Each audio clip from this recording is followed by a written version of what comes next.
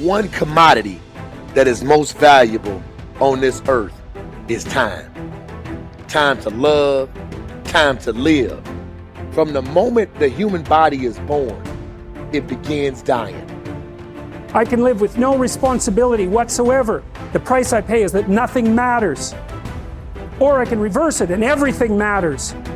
But I have to take the responsibility that's associated with that. And so if your life isn't everything it could be, you could ask yourself, well, what would happen if you just stopped wasting the opportunities that are in front of you? What is death? Is it the end? Or is it the beginning? And what is life? What is this thing we call life? What makes life so unique and so beautiful? It is beautiful because whatever you have that you may be facing, what you may be dealing with, life is still good. You are living and achieving your dreams. Find time to better yourself, read, explore, research, live life, do things you've never thought of doing before. That's what it's all about. It might not be fun, it might not be easy, but it is profitable. It does give you results. Think about all of the great people that we admire in our society and the things that they must have had to go through in order to make it look effortless. And one day you're gonna be great, but you think you got time. You think you got time. AET 3 years from now, 5 years from now. I'm telling you, you deserve to be great now. And not only do you deserve to be great, there's some people in your life. You must be yourself if you want to experience your true purpose in life. If you're different, be different. Be different and do it with pride. If someone doesn't like it, if many people don't like it, who cares? Your life would feel better and richer if you had a goal, you chased that goal, you accomplished some things, and you would get this boost of confidence, you'd get this boost of self-esteem, like whatever it is that you're going to do. Learn from what you've just done, move forward. Learn from what you've just done, move forward. Repeat, repeat, repeat, all the way forward until one day you're going to get to the end of that tunnel and you're going to see the light. You need to take massive action. And if that doesn't work, try something else. If that doesn't work, try something else. Keep going with massive action and you will find the way because it will give you momentum. The time is now. The time is now to express and for people to believe in themselves. The time is now for it to be okay to be great. Listen to me, if you work for it, if you're willing to put in that sweat, that blood, and those tears, baby, I'm telling you, you can have what you want, be what you want, do what you want. Are you hearing me? And start now.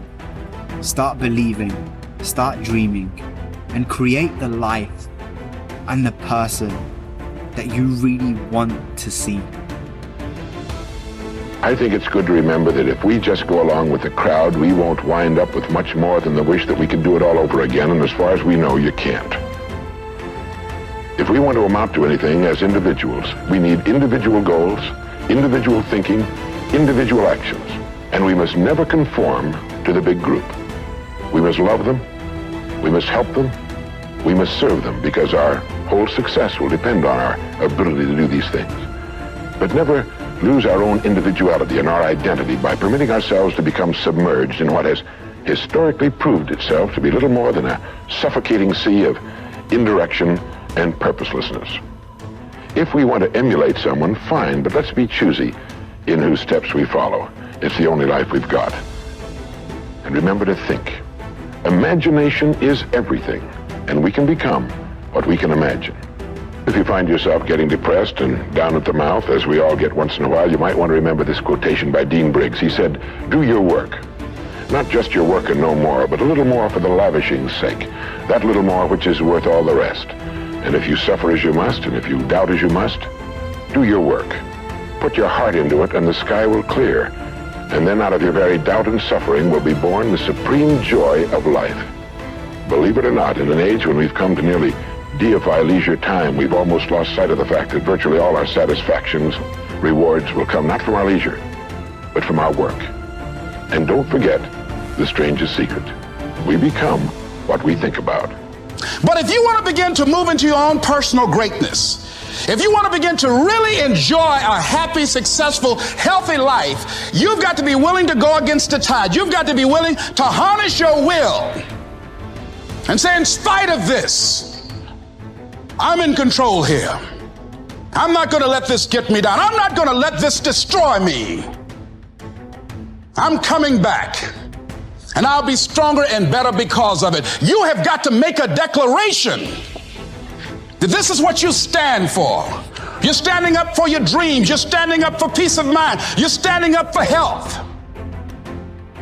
You want it, and you're going to go all out to have it. It's not going to be easy. When you want to change, it's not easy. If it were in fact easy, everybody would do it. But if you're serious, you'll go all out.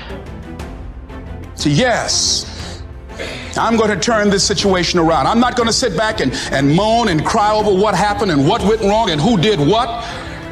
I'm going to do something about this situation. The way to transform yourself is through your work. Now, I know this runs counter to our prevailing cultural prejudices. Work is too ugly, too boring, too vain. Self-transformation, we think, comes through a spiritual journey, therapy, a guru who tells us what to do, intense group experiences and social experiences, and drugs. But most of these are ways of running away from ourselves and relieving our chronic boredom. They're not connected to process, and so any changes that occur don't last.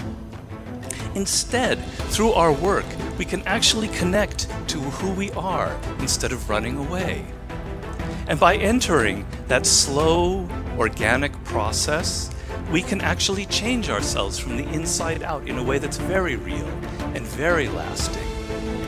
This process involves a journey of self-discovery that can be seen as quite spiritual, if you like. And in the end of this process, we contribute something unique and meaningful to our culture through our work, which is hardly ugly, boring, or vain. This intense focus on one goal is not easy, but it is all important. Orison Swett Marden wrote, "The giants of the race have been men and women of concentration who have struck sledgehammer blows in one place until they have accomplished their purpose. The successful men and women of today are those of one over, mastering idea, one unwavering aim, men and women of single and intense purpose." Marden also said that every great man has become great. Every successful man has succeeded in proportion as he has confined his powers to one particular channel. Single-minded concentration in the direction of your dreams will intensify your desires and increase your emotional drive toward your goal. This intensity of concentration will activate the law of attraction and begin to attract people and opportunities into your life to help you to achieve your goal. The more you think about your goal, the more it will come to dominate and direct your life. The more you think about it, the more rapidly you will move toward it, and it will move toward you. Great men and women are those who absolutely believe that they are put on this earth to do something wonderful with their lives. They have a vision of something greater or better than their current circumstances. Personal greatness means having a sense of destiny and a conviction that your thoughts and your imagination are the only real limits to your possibilities. William James said, compared to what we ought to be, we are only half awake. We are making use of only a small part of our physical and mental resources.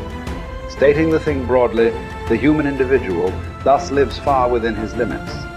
He possesses powers of various sorts which he habitually fails to use. The founder of Success magazine, Orison Swett Marden, once said, "There are powers inside of you, which if you could discover and use, would make of you everything you ever dreamed or imagined you could become." In a 5-year study of leaders reported on in his book, Leaders, Warren Bennis discovered that each of them consciously avoided the comfort zone by continuously setting higher goals. They never allowed themselves to become complacent. They lived their lives fully extended, always striving to be and do more. To develop unshakable self-confidence, you need to see yourself and think of yourself as a leader, and to do what leaders do. You need to stretch yourself toward the outermost boundaries of your potential. You need to set goals that draw out of you the very best that is in you. You need to work toward objectives that cause you to feel a sense of mastery and peak performance.